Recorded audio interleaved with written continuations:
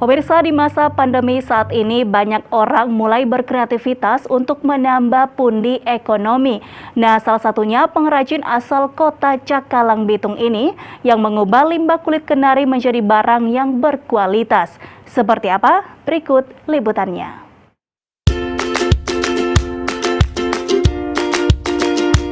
Provinsi Sulawesi Utara memiliki kekayaan alam yang berlimpah. Kelapa, pala, hingga kacang kenari khas Sulawesi menjadi komoditas utama dalam beberapa dekade di bumi Nyiur Melambai ini. Pemanfaatannya pun tidak hanya untuk keperluan dapur, namun buat sedemikian rupa hingga menjadi barang berkualitas. Seperti yang dilakukan oleh pria asal Kota Bitung, Kris Pangadilang, yang mengkreasikan kulit kenari menjadi sebuah kalung liontin unik yang memiliki harga jual.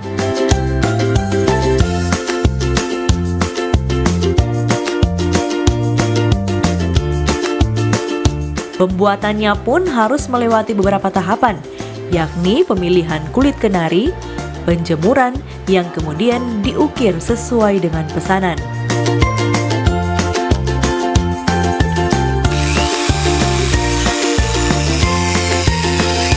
Namun di saat COVID-19 ini, pendapatan pria ini jadi barang kreatif menurun dari harga normalnya, Rp30.000 hingga Rp400.000 untuk berbagai jenis aksesoris. Kurang lebih sudah 1 tahun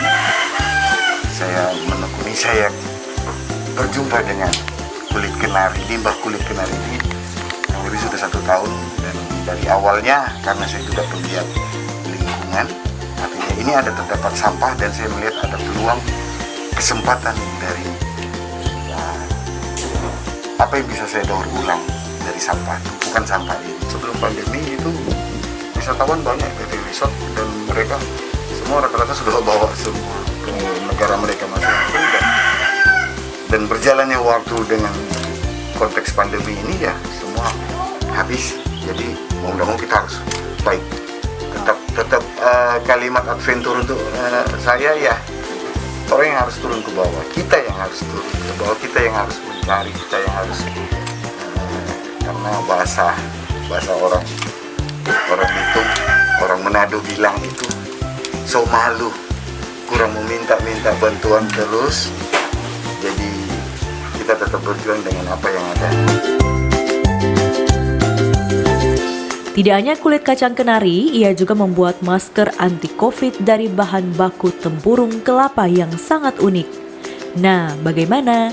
Di tengah pandemi COVID saat ini, banyak orang mengeluarkan kreativitasnya untuk bertahan dalam situasi ekonomi yang belum membaik.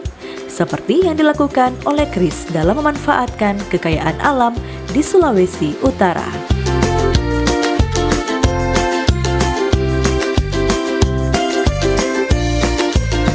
Eka Putra melaporkan untuk Kawanua TV.